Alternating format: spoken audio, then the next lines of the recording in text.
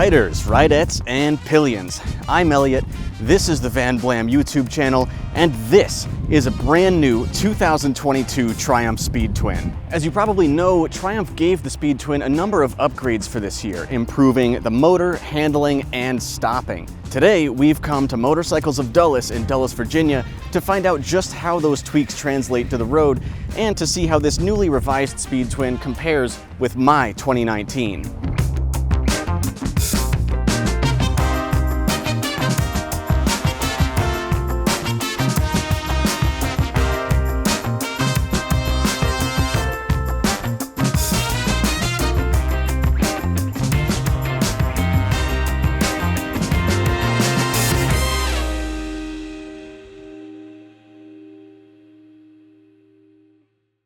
When the Speed Twin came out in 2019, it quickly proved to be one of the all-around best retro bikes on the market. In addition to loads of character and performance, it also offers great versatility. Sport riding, cruising, commuting, touring, you name it, this bike is enjoyable to ride in almost any circumstances. The only common complaint with the Speed Twin was the cheap suspension. That wasn't a problem for lighter, less aggressive riders like myself, although I still eventually swapped mine for an adjustable setup from Tech Bike Parts. Fast forward 2 years, and Triumph have updated the Speed Twin to meet Euro 5 regulations and thrown in a few visual and performance upgrades while they're at it.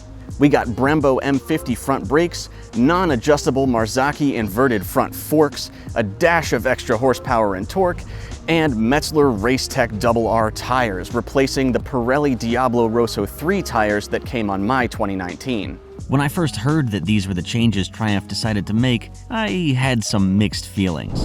Triumph, what are you thinking? To me, it didn't make sense to double down on the things the Speed Twin already excelled at, namely torque and braking, without also adding a more premium adjustable suspension to make more riders happy. However, as a lot of you pointed out to me, the new Speed Twin isn't meant to make existing owners like me trade in for an upgrade. Instead, it's meant to give prospective first-time buyers a better starting point from which to explore this bike's performance potential. Without any further ado, let's get this bad boy out on the road.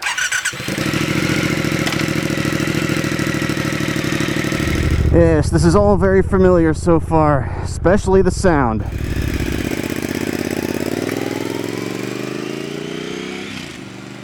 In fact, in spite of the Euro 5 updates, I think the new Speed Twin actually sounds a bit punchier than before.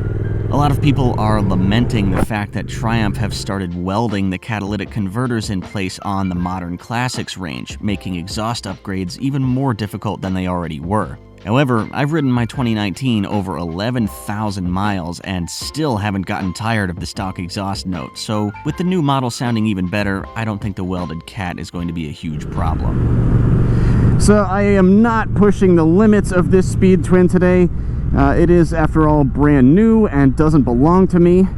In fact, it could very well end up belonging to one of you. But hopefully I will be able to sense whether these performance enhancements make a difference for the average rider.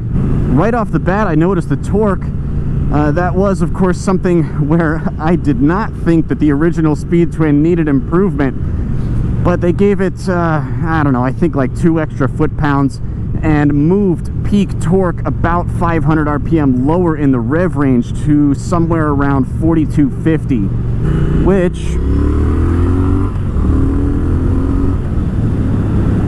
I'd say that makes a difference.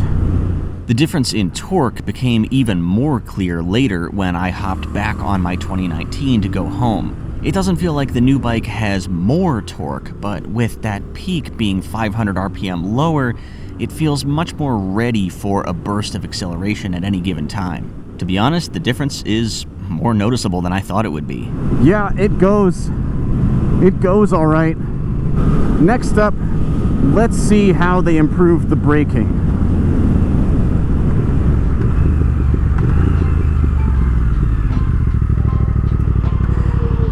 Interesting. Now, the Brembo front brakes that came on my Speed Twin are more than powerful enough for street riding, even when hustling through the mountains. However, where I think these radial M50 units are superior is in their feel. They make it much easier to apply precise, progressive braking pressure, and I'm surprised that I was actually able to tell the difference in fairly relaxed riding like this. Also, it's very subtle, but I feel like the new Marzocchi forks might have helped reduce a bit of the brake dive, which was one of my few complaints about my bike when it still had the stock suspension. Now let's see about these tires. This was not the right ride, nor the right rider, for testing what the Metzler Racetech RR tires are capable of, but I still say they're not a good choice for this bike. Yes, the 5 or 6 people who take their Speed Twin to the track will love them, but the other 99.9% of buyers will not appreciate having to grit their teeth every time they get caught in the rain. If you buy a 2022 Speed Twin, I recommend burning through the Racetech's 2,000-mile lifespan as quickly as possible, and then switching to Michelin Road 5s for all-purpose, all-weather use. There's no doubt about it. Triumph managed to take a good thing and make it even better. If you're interested in a Speed Twin, the newly revised 2022 is definitely the one to get.